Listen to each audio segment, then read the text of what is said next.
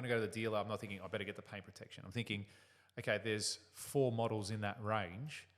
I want the top model. You want to talk about value, don't sound like you're giving it away for free. Even at that high price point when we're building a home for someone, I still believe I'm the best value builder in the country. What would your dream customer need to believe in order to buy from you?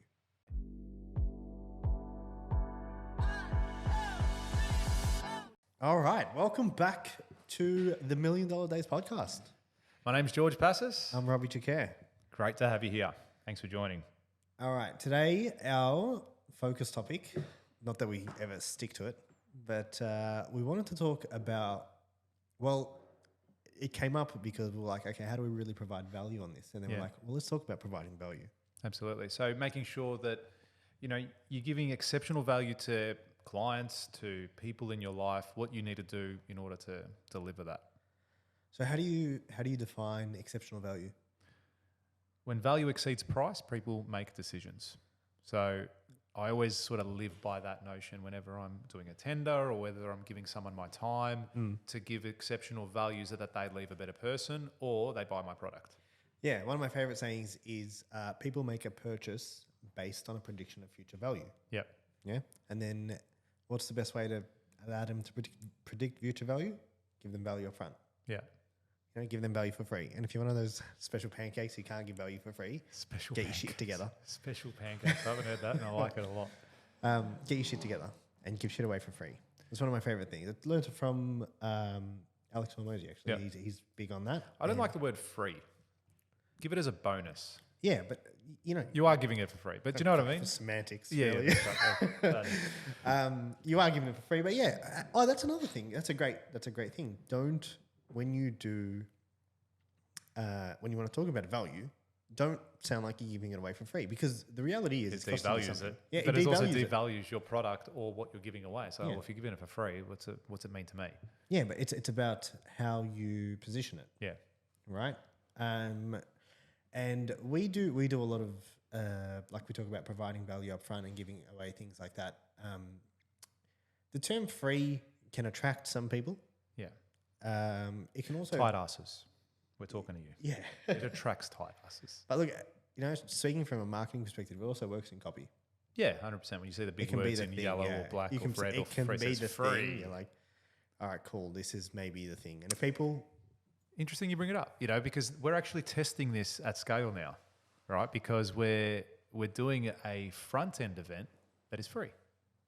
It is free for you to attend. We're going to give up our time and resources and teach people, and we're saying, hey, you can come for absolutely nothing.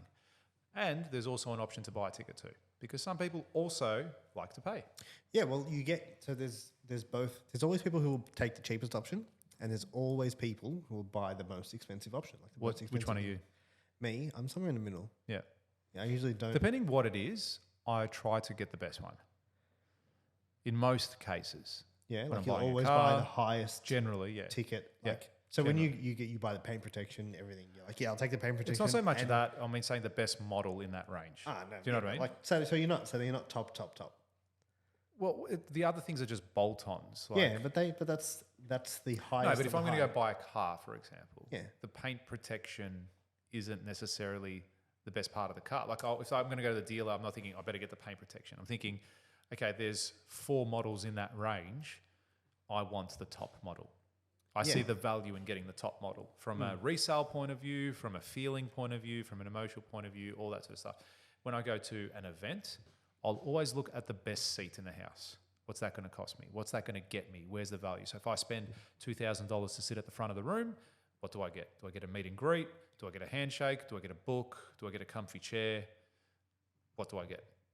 So I look at that personally. I'll always go to the top. I don't go, okay, this is free. I'm going to sit at the back of the room with all the other plebs and be uncomfortable and get in last. So I genuinely look for service and value in the product.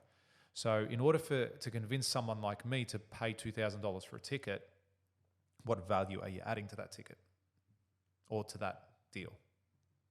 Yeah, I think that's a good point you make. I do look, I would say, yeah, I look at it. But for example, like an event that just passed in Sydney, Australia, was the Tony Robbins event. Yeah. And I had like a medium tiered ticket. Yeah. And it was like the ruby or whatever it was. That was like you can sit on the floor at the front. Yeah. And there was like the bronze where you at the back with the plebs. What a shit colour, bronze. And what a shit color. You said that the other day. I watched, So I watched the wants clip. bronze? It's I watched shit. the clip the other day when I said that. Yeah. That's episode coming soon. Yeah. I feel like we're live. We I should do know. this live That'd be great. and just provide value up front. But yeah, what do you do to, I guess, provide that level of value? Like now we're doing that free event you're talking about. By the time this episode comes out, that event may or may not have happened. Yep. But we talk about giving things away for free or giving value up front is a better way to position that. Well, the first thing I'll What do you do is when they walk into that room, so this is an educational event where you guys are coming here to be taught something or to learn something. So that'll be my first value stack, is for you guys to leave more educated than what you walked in the room. And what do I need to give you in order for that to happen? So that'll be the very first thing. The second thing may be including bonuses such as perhaps I give you something of value that you can take away from the event and incorporate into your business right away. Now that could be IP, that could be a physical product, whatever it might be. Now that might be low cost to me as far as the actual expense. Low or no, yeah. As far as the actual expense. However, the IP that goes into it could be worth $50,000 because that little piece or that USB stick. The fulfillment cost. That's right. That Yeah. USB stick that I give you, for example, the stuff that's on that, I had to accumulate over 10 years. Yeah. But for you, the cost of you giving that to someone else Yeah. might be $7. Absolutely. So Absolutely. how much a USB is? Do people still buy USBs? What else would you buy? I don't know. Oh, do you know what? Funny you mentioned that. See, I actually now bought. Tom's shaking his head. They don't buy USBs anymore. Who buys USB? When was I the last time bought- you bought a USB? Did you really want me to answer that question? Yeah. Like fucking 3 weeks ago? You bought a USB. USBs. I gave him, as part of the package that I gave away, I gave a physical copy Why of don't you something just- and digital copy of it as well. Yeah, why don't you just email them a link to a cloud? Nah. I gave him USB. Make him Oh. feel a little special. Come on. Jesus. tech Do you guy. want me to blow your mind right now? Go. I had no USBs on me the other day and I burnt a CD with all the stuff in it. No. I swear There to is God. no way. I swear to God. There I'll is show no you right way. now. I've got a copy Someone- inside. I have a CD burner. You still use Nero? I Do you remember Nero? do. Do you remember Nero? I do. Used to burn all my how did you- MP3s yeah. onto it to listen to the car. Wait, what? Oh, so many questions. So- This is so, we're digressing here, but what program do you use to burn CDs? I don't fucking know what it's called. Okay, Just what- plug it in, hold says on. drag files, burn it in. And why do you have blank CDs? Whenever I gave contracts to people, I used to fucking post snail mail contracts to How people. old are you? Fucking hell, 39, relax. Dude. But what? I then CDs. brought CDs. DocuSign into the system. So I now brought DocuSign Look at onto you. my. Oh, it's Look at just you like, go. watch out, technology taking over. Watch out, world. That's it. So I brought I've had DocuSign for many years now. When I say many, two. Yeah. So I've had it for a couple of years, but I don't post anything out now. We send it electronically to get signed. Like, don't get me wrong, I hear what you're saying. When did you get onto email? Do you know why I did it? I know why I did USBs. Tom's laughing. Shut the fuck up, right? Do you know why I did USBs? Because I still wanted to be able to give something physical away at an event. That's why I did it. Because I said, if you want a hard copy, you get the hard copy today. There's 5 left of the hard copies. If you don't want, if you're not one of the 5 people that go and buy it and get the thing at the product at the back of the room, you only get the electronic copy, which is a USB stick. Yeah, so that's a rather really than good- me saying, hey, I'm going to email you a link, it's less incentive for them. Like they'll have something put in their pocket, walk physically away. have something they walk away Yeah, with. yeah. That's a really good point. Some people need that as well. I think the majority of people, when they're buying something, need need- transactions, which is what we were speaking about a little while ago, why sometimes marketing is a really hard sell. Because I'm going to pay you $10,000 to run all my ads, and I don't fucking see anything. I'm hoping I get $20,000 in sales. Based on a prediction of future That's volume. right. Yeah. That's right. So that comes through, I think, with marketing particularly. Say, track record, where you've done it before, proof, social proof, Who you're working with. who you're working with, Yeah. the results you got, and how you got them, and the time frame, stuff like that. So I don't know how we got sidetracked onto USBs, but anyway. No, I was Just providing value. CDs. Yeah, Don't CDs. try and duck that one. I But cannot believe you burn CDs. I did. I'm going to burn you a CD one day. I don't even know. Someone offered me a program the other day, and they're like, "But I've only got it in CDs," and I was like, "I don't know how I'd use it." Oh, someone I don't gave know it how in I'd use it. DVDs. DVDs. DVDs. How do you watch DVDs? on my PS now. If I was to watch a DVD, someone PS5, gave me a DVD. Yeah, 4, 5. whatever. Does it play DVDs? Yeah, 100 Blu-ray. It probably would play DVDs. Probably would play. I've got a bunch of DVDs and Blu-rays. I will give them away to anyone who reaches out to me. Otherwise, they're going in the bin. I'll have them. Yeah. I'll burn There them is, for you. they are I'll burn no copies use. of them. Okay. I'd sell them to other people. I'll go to the Sunday Mate. market and sell them there. Was the Exceptional value. does TDK still make CDs? I reckon they do. TDK, Yeah. yeah. Used to go Remember buy, TDK? so the OG. I used to go to Kmart and buy that shit. That's you've taken me back now. Yeah. So And shown your value. Never lower your price to win a client. I think so put up many that post the other people. day. Yeah, so many people fall into that trap. No matter what industry you're in, no matter what industry, you will lower your price to win a client. And what you're doing is you're penalizing people that would happily pay full price for your product, and you're rewarding people that would probably leave you for a cheaper person. You know, I used to be a real estate agent. Most people know that. And one of the things I heard a trainer say, the worst thing about our industry is the people who trust us and say, cool, I'll sign, whatever, we charge them the highest fees. Yeah. And then the people who don't trust us and call us in last minute and negotiate, and they're the worst people to work with, we give them 1%. Yeah. And he's like, it is the ugliest thing about our industry. We're stinging people who trust us the most, the biggest fee, and we charge the least for those who sit there and negotiate. So true. And you know what I mean? So true. And it's like, he goes, we've got it backwards. I've been in that position too, mind you. And now I'm at that stage in my life in business as well where I'm like, you don't want to pay, fuck you. Like, honestly, man, I'm helping you. If you can't see that, that's a you problem. But in the same token, as a salesman, you also have that obligation to sell. Right? Yeah. If you know your product is the best thing for your client, you have an obligation to convince them that that is the best thing for them to buy. And it comes down to that example I gave in a previous episode about the blue pill. If you've got the blue pill that cures cancer, but you can't force it down someone's throat, then you have to convince them, you have to sell them on taking that willingly and the benefits that they will have of it. But you can't force it down their throat. So now if that's a loved one of yours, you're going to do absolutely everything in your power to make sure that they take this pill. If you believe so strongly in your product and your service, then you have an obligation to make your client buy your product. Yeah, but I'd say, so talking about value, like that's the next step in the I guess the transaction process. Yeah. You have to believe something has immense value for you to sell it ethically. Yeah.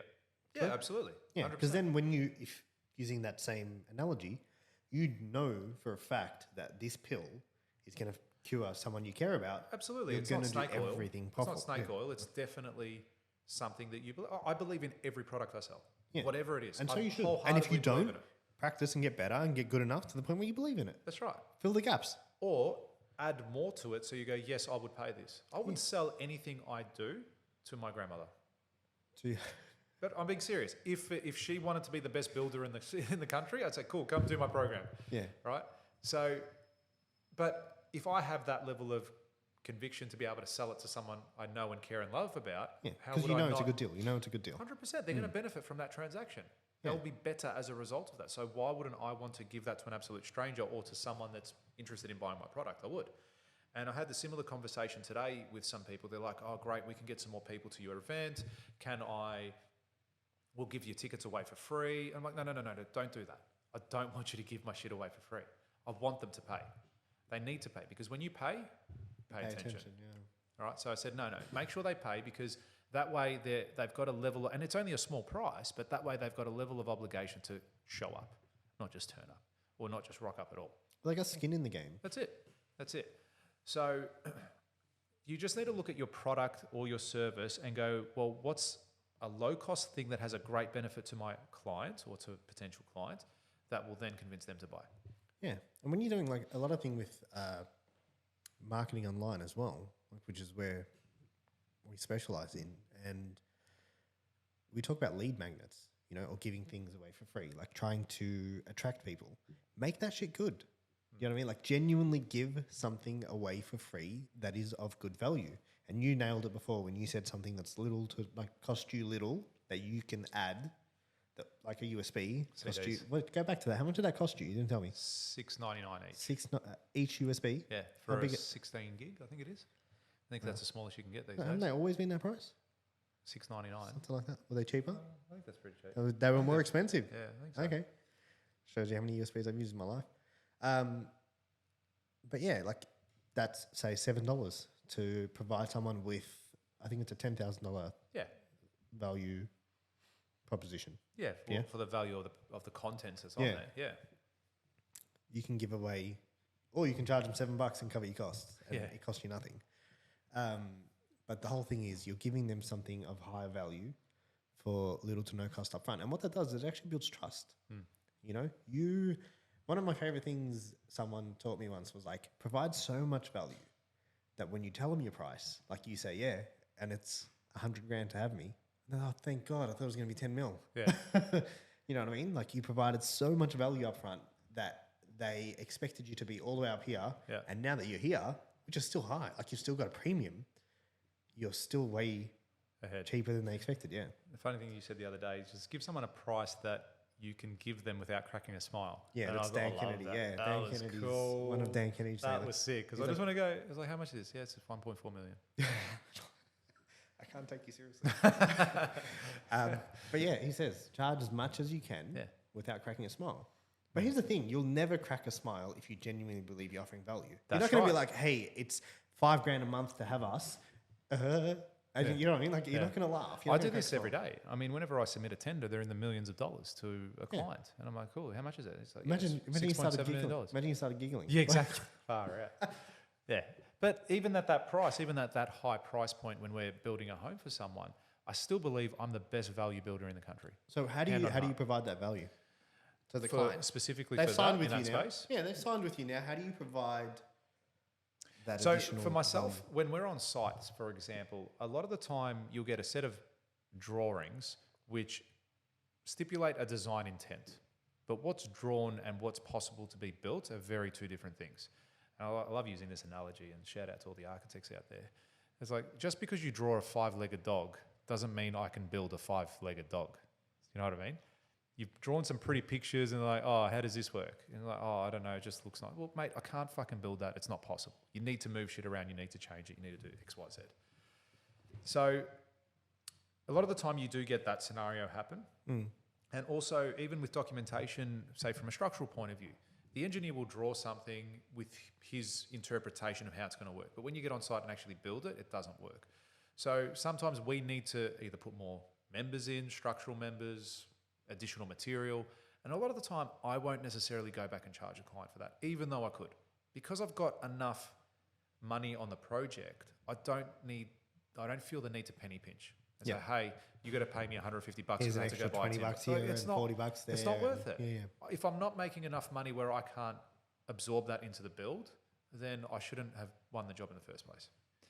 So we try and do that. We go above and beyond in really important areas. So say like waterproofing is a huge issue for a lot of new builds. Yep. They don't do it properly. Well, you know what? Fuck it. Spend $5,000-$10,000.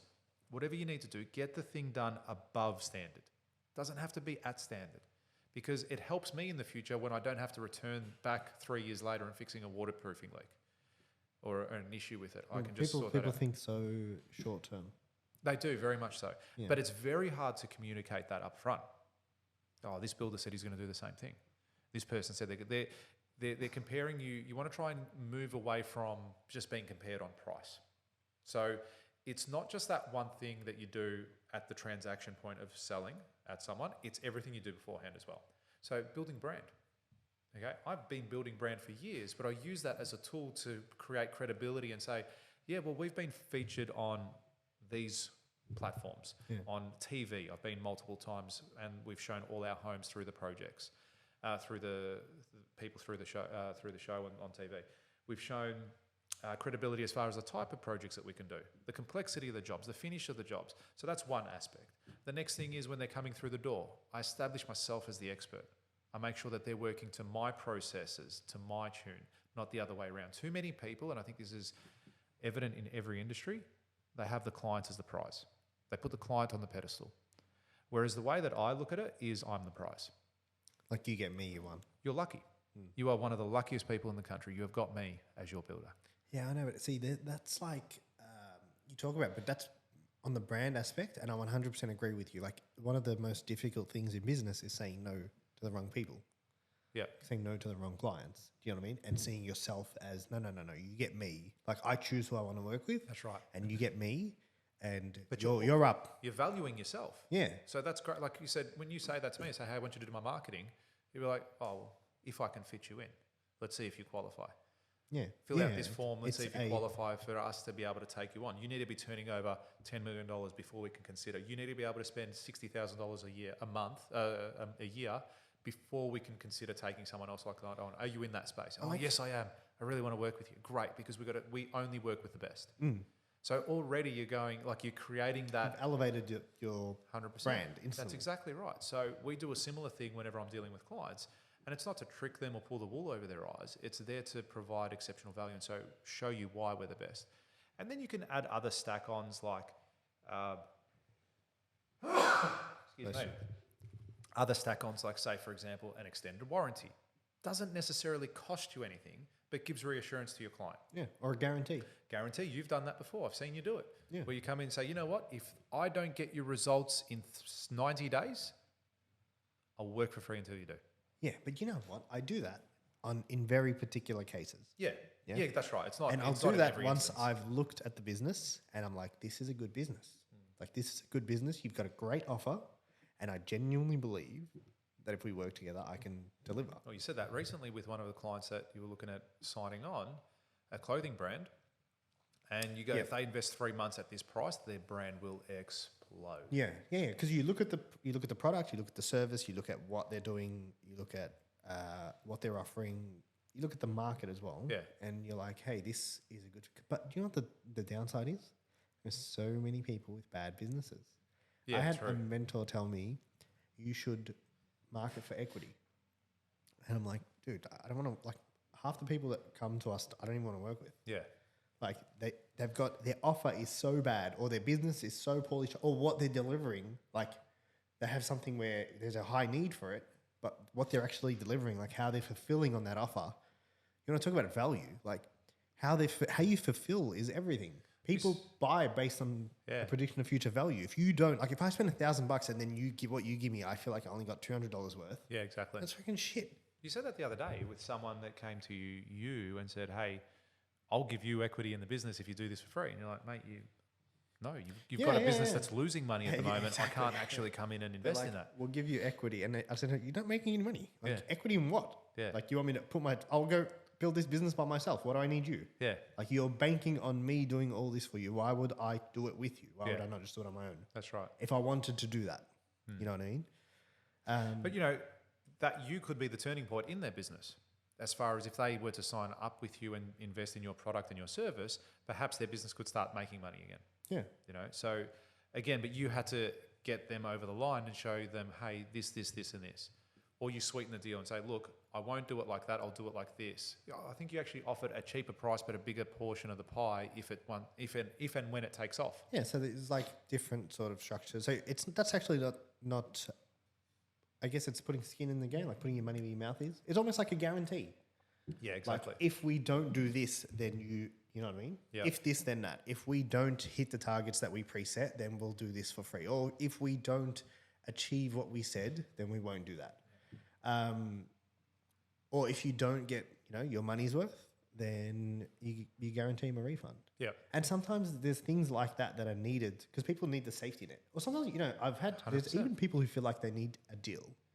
Yes. Oh, look, we've done that at events as well, where we've gone, if you don't feel you've gotten the value worth out of coming here today, go to the back of the room, they'll give you a full refund. No questions asked. Yeah, no questions asked. No questions asked. You, hey, I didn't like this. Cool. How many refunds have you given? None. Exactly, because that is more of a upfront proposition of value to say, hey, we'll put our money where our mouth is. Like, you come on the day you don't get what you want, we'll give you a full refund. That's it. We've got no worries giving. Like, we don't back ourselves 100% on this. Yeah, but also to say, to elaborate on that, is if someone doesn't want to be in the room, I want you out of that room. Get the fuck You know what I out. mean? Like, exactly, get the fuck out. What are you sitting here for? So I want to incentivize those types of people to leave because I'm the prize. I want you to leave because if you sit in a room amongst a whole bunch of people that want to be there and you're like, oh, this is shit. Oh my God, I can't believe he's selling. Oh, I can't believe that's not right. I've done it like this for years and I know it works the other way. it not discredits you, but it just puts a bad taste in other people's mouth. And then maybe he gets more people to join his cause and go, yeah, this is shit or whatever it is. So you also want to get rid of those types of people because they're the type of people that will always go for that cheaper price. They're not looking to invest that money. And most of the time, it is an investment, right? Most of the time when you're looking at these things, you're investing in yourself. So What do you mean by that? Elaborate with on what? that. With Investing? the investment part, yeah. So generally when you're going to go buy something, it's to better your life. Yeah. To better any element, a car, your groceries, like whatever it is. You're trying to get... So, it could even come with food. Bettering some aspect of your life. Yeah, that's right. So do you want to buy the cheapest tomatoes or are you going to get the ones organically grown? Right, with no pesticides that were grown in John's backyard, whatever it is. Sure. All right, some fruit, some farmers, like literally handpicked, brought to your table at a farmer's market, whatever it might be. But it's going to cost more. But are you willing to do that, not to have the cheap food that was grown in a factory with chemicals, with all that sort of stuff? But there is a consequence for each of those. You're either going to pay more or you're going to pay less. You might get sick, you might not, I don't know. So I think most things people buy as an investment on some level, on some degree. I also think... But see, so touching on that tomatoes analogy that you're giving, you see, like, you're I will play the long game kind of guy. Yeah, absolutely. Like, I will do what I need to do today to see if I know I'm going to see the benefit in a decade, I'll start it now. Choose your pain. Yeah. A lot of people aren't like that. They need to see the upfront value in what they do. They want to spend the money now and get the purchase now. It's you know what comfort. I mean? And that's why they don't do the organic tomatoes. Yeah. Most people don't. 100%. Most people don't buy organic fruit. 100%. Most people don't eat clean. Yeah, I think what it is, it's a level of comfort from people, right? They choose comfort over pain. And most people would, Yeah. but I'm saying, when I say choose your pain, it's either you're going to choose the pain of effort now or you're going to choose the pain of regret later. And I saw this photo the other day. It was two 84-year-olds standing side by side in the photo, and it literally said, choose your pain. Which one do you want to be at 80? Both of these men are 84 years old. One was really fit, healthy, ripped. The other 84-year-old was sitting in a wheelchair. Now, when you think in your mind 84 years old, automatically you're thinking of an old, frail Yeah. person, not the other one. But Someone the other defeated, guy, yeah. That's right. The other guy made a choice when he was 35 years old, 40 years old, 20 years old, whatever it is, that I'm going to put the effort in today to look after my body to be in the best possible shape so that when I'm 85, I can still go on a 10K walk. I can still lift my grandchildren. I'm not being pushed around in a wheelchair. I'm walking or running everywhere. Do you know what I mean? And people these days have been conditioned to just choose the comfort route. Yeah, That's all right, or mate. Eat this, do that, don't work out. Do you know, there's like some statistic out there that once you pass the age of 30 years old, like 80% of people will never sprint ever again. When was the last time you sprinted? Me? Yeah. I don't know. It wasn't. I've sprinted. Yeah. I just don't know when. I don't know the date. But it would have been sometime. I don't know. Yeah. Definitely in the last couple of years, I've sprinted. Have I sprinted recently? No. But I don't go for too many runs. Yeah. So, but if I've been on a beach and I'm trying to do, like, if I'm in a sprint, play with the kids, do whatever it is, or play a sport, then absolutely I would. But I don't really play any sports now. Now I go to the gym and work out and do weights, but not necessarily sprint. So I'm still picking my pain. I'm still putting the pain of effort, sweat, whatever it is, but I'm doing that now so I can benefit later. Yeah, but you see the benefit in the long-term investment. 100%. So for the people that don't, how do you provide value from a business aspect? What are some things someone watching this could, if they're struggling in their business or they don't know how to provide the upfront value or they don't know how to over-deliver. I'm big on over-delivering. Yeah. Do you know what I mean? Like you say do this, and Tom, we had this conversation the other day. He was like, should I do this as well? I was like, man, if we can do that, and it fits the budget, do it. You know what I mean? Why would we not give more? Like go the extra mile. That's right. And I think first of all, you got to get rid of that mentality of having a scarcity mindset and have an abundance mindset. Right. So by doing more, I will get more as a result of that. They benefit, you benefit, both parties are winning. Yeah, like give. That's right. So definitely that's the first thing. The next thing would be is if you're really struggling on how to do things better, look at the top 10 people in your industry and what they're doing. Study it. Okay, you know what? I want to sell more flowers. I'm a florist. Yeah, okay, I we'll love that. go to, I don't know, what's 99 blooms or whatever they're called. And don't know. Never I clue don't into fucking know. It probably 99 shows blooms. if it's not a real thing, How often George it buys will flowers? be. I know. My missus now, she's going to be like, it just goes to Yeah, show you're just how going often I trouble. bought flowers. You're just for. in trouble. But look at your industry and what are they doing? What is your competition doing to be better than you? That they can sell? Because somewhere in the country, there is someone doing the exact same thing you are doing and making a shitload of money. And 9 times out of 10, you're probably better. Another thing, You know absolutely. what I mean? You're probably better than that person who's So, making more money than I you. look at a volume builder in the country. Yeah. Any volume builder. I Yeah. won't name names, but pick a volume builder. No, name names. I know. No, say don't. Metricon. Fuck 'em. Metricon, if you're listening, Metricon, we'll get you on the we'll show. see you in court. But say Metricon, for example, volume builder. The Yeah. perception with them is that they are a cheap builder. I know that I build a house better than them, yet they sell more homes than me. Every single year, they sell hundreds of thousands of homes that they build. Yeah. Why? Their value in what they're producing is... They've gone for a different market. It is a different target market, absolutely. Okay, but I believe, and I'm sure 99% of the builders believe, that they are better builders. Yet, they're the ones selling everything. So what do you need to do to sway some of those people to come and buy your product? All right, so you can even look at it from that perspective as well. Yeah, and that's not the only thing. Like, value is great. I'm a big believer on deliver.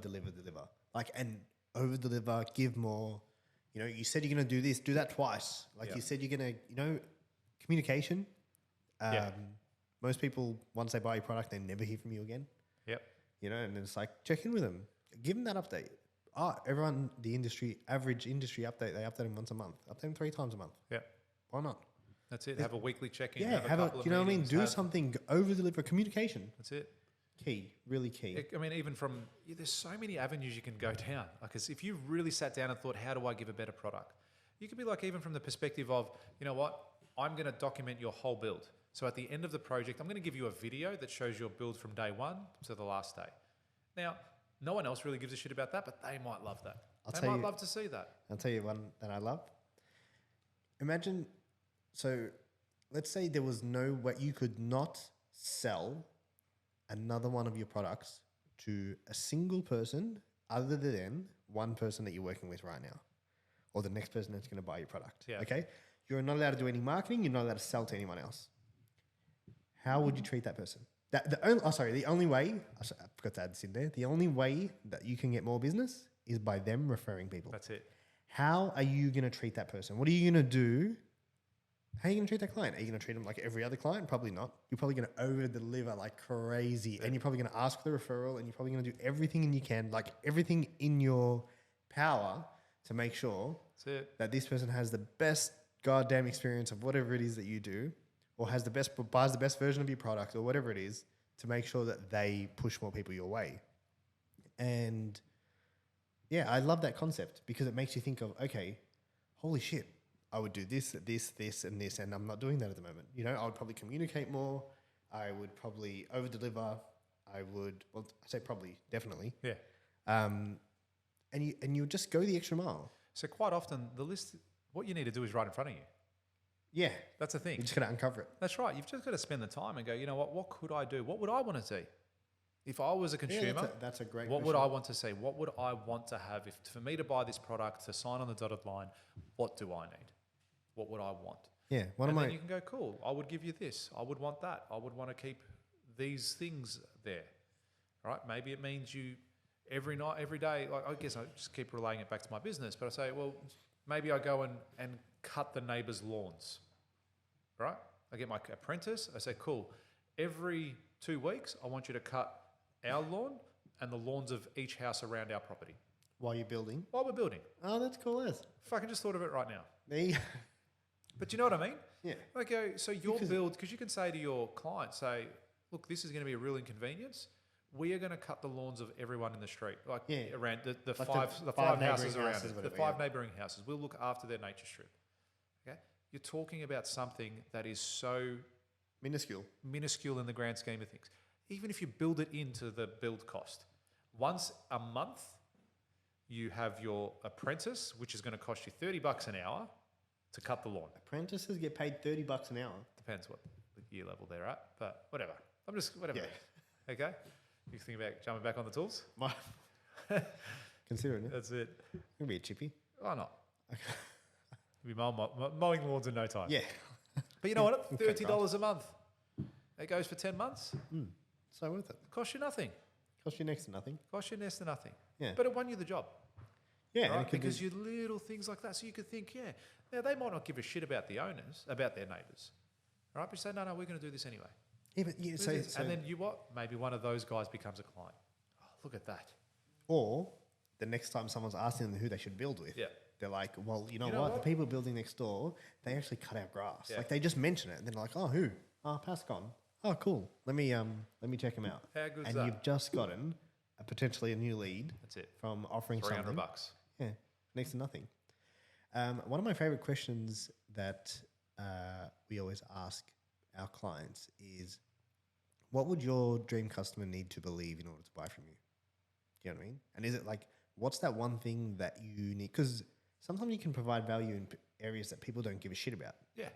And you're like, but I'm giving you all this for free. And they're like, I don't care about that. That's right. I do. That's not value to me.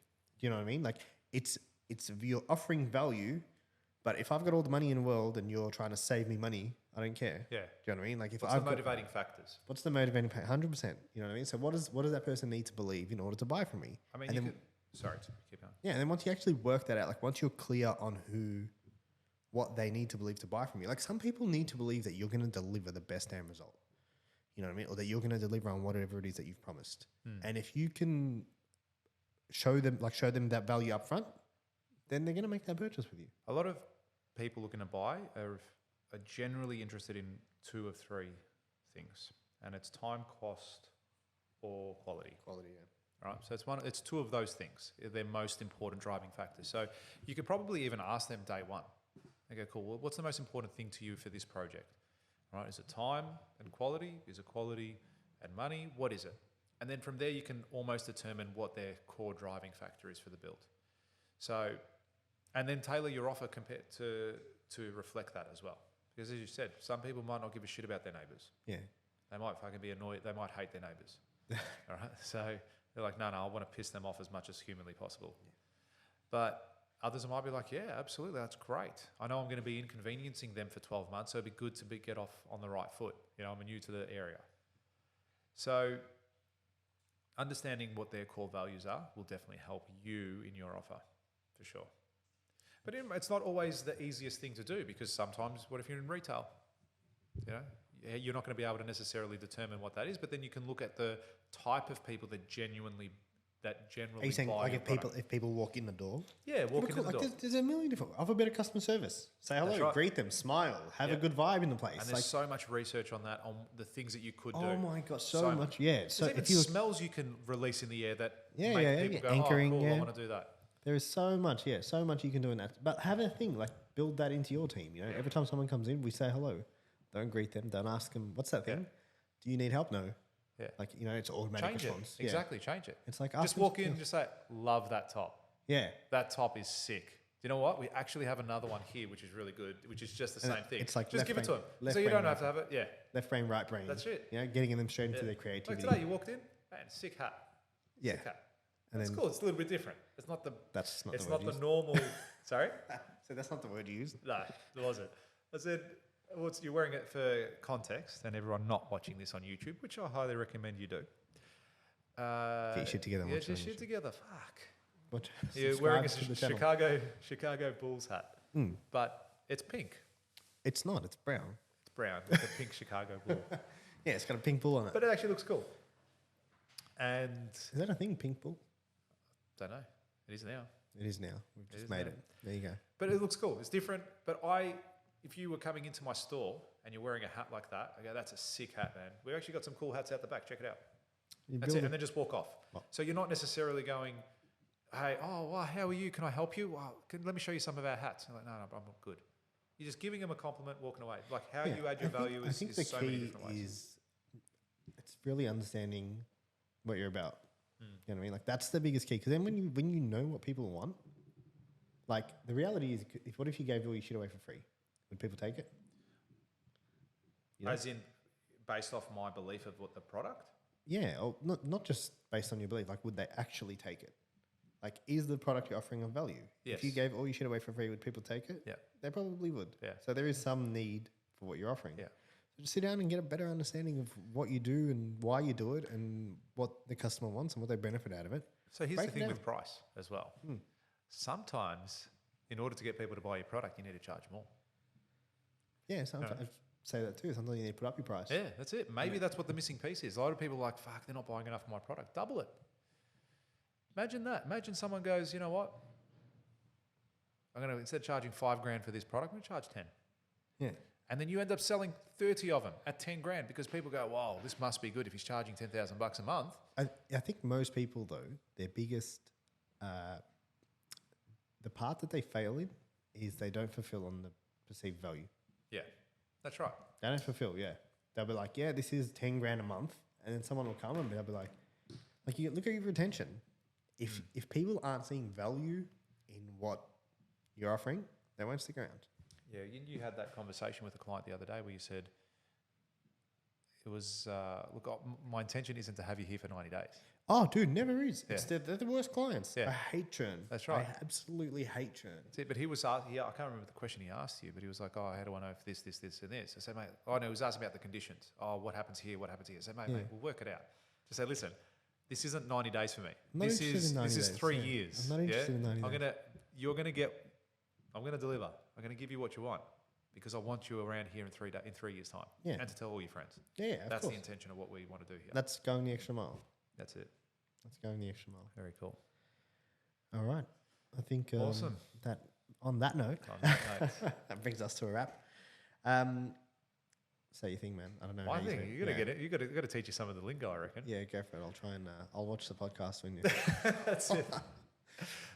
Look, we're not big on selling anything in this podcast. I don't want to put any products down your throat. So, in that note, maybe sign up to my onto my thing. It's only going to cost you $50 bucks. Click the link below. Click the link below, and extra value. Give you extra value.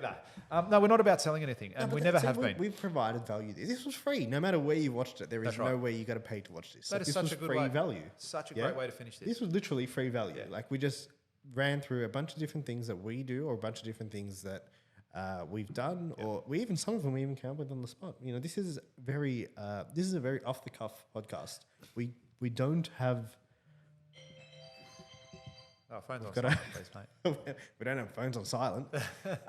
We don't have a whole structure around what we do. Like that was literally, we sat down and we were talking about value, and we were like, this will be a really good topic. And we just went off the cuff and we sat down and we do a little bit of research, but we wanted to show you up front how to provide value. And we believe we did that in that episode. And if you think that you got something out of that, or you learned something, or someone could benefit from something that we've spoken about today, share the podcast with them. It's the only way this thing's going to grow, and we want to make a positive change and help, I guess, more so share what we've learned and help others that want to benefit from that. So if you know someone. Absolutely. I mean, look, this is it's an inconvenience to a degree what we're doing here today. I like it though. It is. It's so much fun. We get to do it. Yeah, we definitely get to do it. Definitely. But again, it's with the concept of not being of going, hey, let's do a podcast so that on episode 10 we can ask for $10,000 from everyone. It's let's do a podcast to educate people, to help people through something that they're struggling with that they may be able to learn, or just provide some entertainment. Yeah, exactly. And I think it's been pretty fun as well. Oh, man, it's great fun. Great fun. Thanks, guys. I really appreciate you listening, and tune in next time. Awesome. Thanks, guys. See ya.